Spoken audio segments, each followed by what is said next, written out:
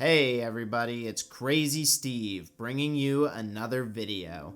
Today I have the LEGO Speed Champions 007 Aston Martin DB5. Perfect for high speed display and play. This faithful LEGO recreation captures the elegance and timeless sophistication of the iconic 1964 British sports car. For only $20, I've had my eye on this set for a long time, as the films were something I grew up loving. Does anyone else remember all the great video games? I think a lot of my love comes from growing up with them as well. Getting into the build, you'll notice that I don't cut away to flip the booklet for once, and we can all thank April for that. Coming in at 298 pieces with a hefty sticker sheet, this Aston Martin DB5 is a great time consumer for any car or James Bond fan. The Aston Martin DB5 comes with silver colored molded wire wheel rim inserts and 4 extra sets of license plates representing different James Bond movies, plus a No Time to Die James Bond minifigure. The 007 Aston Martin DB5 model measures over 2 inches high, 6.5 inches long, and 2.5 inches wide. Now, I haven't done many Speed Champions builds on this channel before, as I typically stick to other licenses such as Minecraft, Star Wars, and recently taking interest in Dreams. In the future, I plan to do more, since it's actually funny to note that my actual first dive back into LEGO wasn't the ruined portal. I've been saying it was, but actually I thought about it, and if it counts, my actual first dive back into LEGO was the Koenigsegg Jesko from Speed Champions, as I was ripping that thing off jumps in Forza Horizon 5 at the time.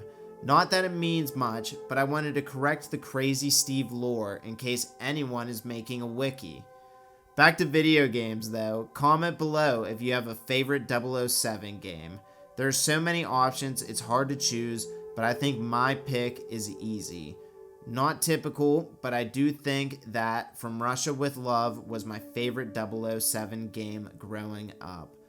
I know it isn't an FPS like many of the classics, but for the multiplayer fun that I had in it, countless playthroughs of the story mode, and everything else, it holds a special place inside my heart. I actually just bought a PS2 again and may revisit some childhood games in the future. Maybe in the future I'll share that setup with you whenever it isn't so janky, because your boy even got a CRT to pull it all together. And actually, funny story about this PS2, I was so hyped to get it, I went out and got it the day I messaged the guy, got back, buttons on the controller didn't work, and that really upsetted me. I told the guy, hit me up if you have a Wii, and he said I got a Wii, and now I'm at this real big predicament. I don't know what to tell the guy. Like, I didn't really feedback on his thing, but I really want a controller that has working buttons, and I don't want to buy a Wii if you're selling some controllers without broken buttons. I mean, with broken buttons, I'm in a tough spot there. But anyways, really, really, really did like this build. I mean, I think the reason that I do stay away from Speed Champions, other than a lot of other stuff, is it's just a lot of tiny pieces. There's 300 pieces to it, but whenever you're looking at the video, even right now, it is just real tiny stuff, for grown man hands like mine. I was fumbling, having a hard time pressing it down, but that's not to say they aren't good sets, because I mean, it is a faithful recreation of the car. At the end, I'm always so impressed with them, and then I go, why don't I get more of these? But I think the thing is, it's just lots of small pieces, for these grown man hands.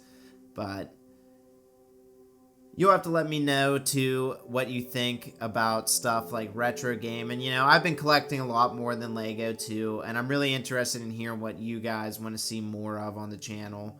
I don't want to pollute it with too much other than LEGO. I'm trying to keep it in the same vein as that. so that it blends together and stuff like that. But you know, I could do anything. I want to try and get maybe to a point of 2 videos a week. The Lego ones are a lot of work. You know, I have to buy a set. If I could figure something else that doesn't cost me money, but an easy way to make a video, but it's still entertaining for you guys, I'd really like to do that going forward.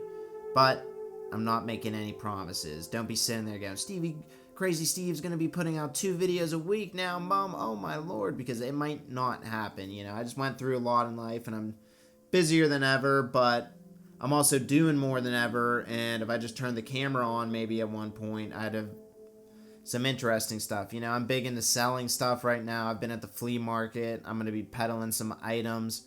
Maybe if that takes off, I'll get more into how you can do that for yourself and everything. I don't really know.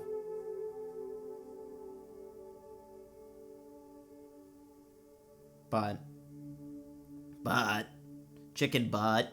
We're nearing the end of the video. Putting the wheels on, which is always the best part of these builds. Getting the guy in the car, which is super frustrating. But you're going to see very soon here that I have some final shots of it. And if it doesn't make your jaw drop, how the engineers over at Lego, the builders, whatever you want to call them, get it so faithful to me just boggles my mind. That front end looks sharp. Some of that is printed pieces. It's not all stickers. But, as always, you know the drill, people. Stay motherfucking crazy.